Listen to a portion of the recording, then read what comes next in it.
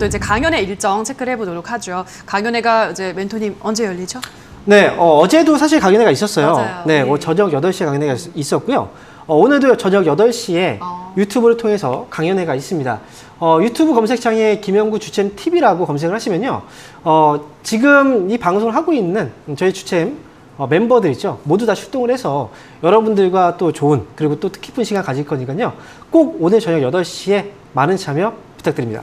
네, 오늘은 4분 다 나오시는 날인가 봐요. 네, 총출동 하기로 되어 있습니다. 알겠습니다. 오늘 이제 진짜 주벤져스 오늘 합동 출연합니다. 오후 8시 참석을 하셔서 자, 오늘도 여러 가지 이야기들, 각양각색의 이야기들 들어보시면 좋을 것 같네요.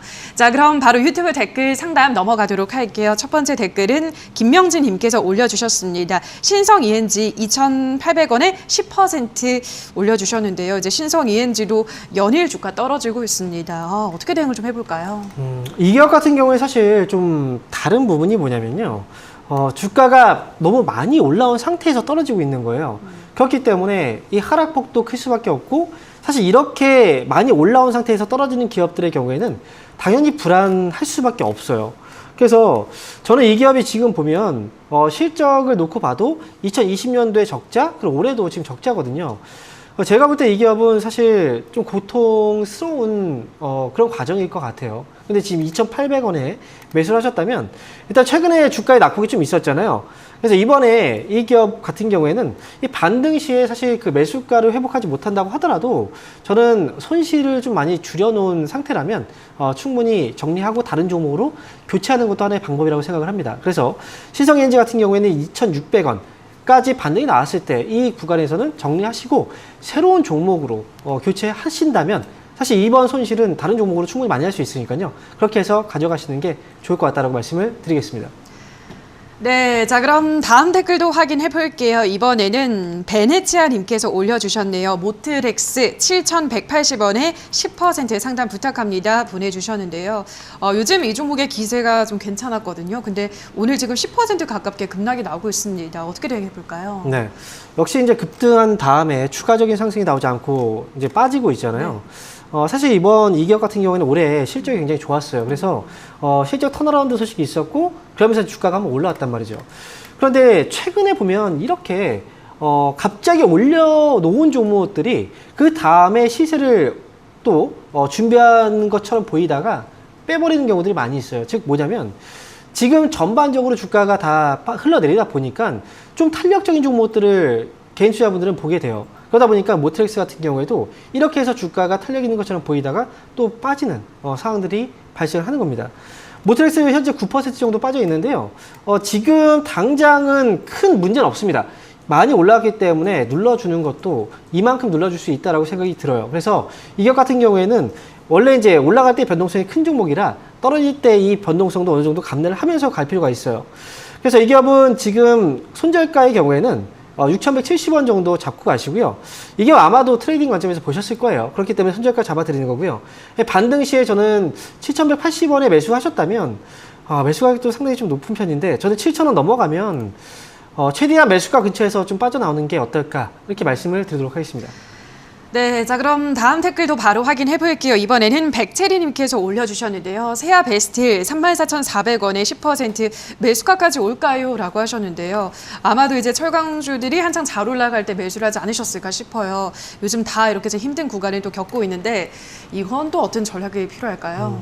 제가 이제 철강주를 얘기할 때 제조업 경기에 대해서도 한번 얘기를 했었어요. 그래서 철강주 같은 경우에는 이제 제조업이기 때문에 네. 이 2차 산업에 속하거든요. 그러니까 우리 현재 그 산업은 4차 산업이잖아요. 이제 나중에 되면 5차 산업, 6차 산업 계속 갈 거예요. 그리고 과거의 산업 같은 경우에는 계속해서 성장을 하는 사업이라기보다는 성장이 정체된 사업이거든요. 그렇기 때문에 이제 철강주 같은 경우에도 뭐 포스코라든지 현대제철 이런 기업들의 주가는 많이 떨어지면 올라옵니다. 하지만 일정 폭 안에서의 변동성을 보일 뿐이지 꾸준하게 우상향하는 어떤 흐름을 보여주진 않아요. 그래서 세아베스트 역시도 최근에 지난해부터 굉장히 많이 올라왔잖아요, 주가가. 그렇기 때문에 많이 올라온 상태에서는 사실 정리를 해야 되지 더 올라갈 거라고 기대하면서 매수라는 시기는 아니었던 거죠. 지금 현재 세아베스트를 보유하고 있다면 그리고 34,400원에 현재 보유하고 있다면 사실 지금 굉장히 높은 가격에 사신 거거든요.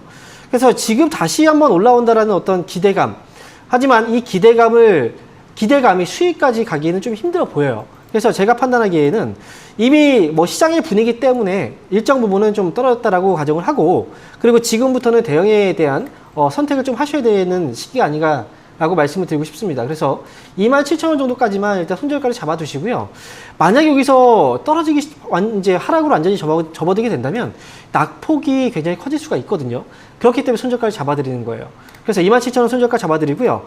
올라오면 이 기업은 34,400원에 매수하셨는데 저는 3만 원만 넘어가도 좀 정리를 하시고 차라리 좀 지금 많이 떨어지는 종목들 있죠. 그런 종목을 사시는 게 수익을 내는데 훨씬 더 유리할 거예요. 그래서 세아베이스틸보다는 3만 원 반등 시에 종목 교체 의견 드리도록 하겠습니다.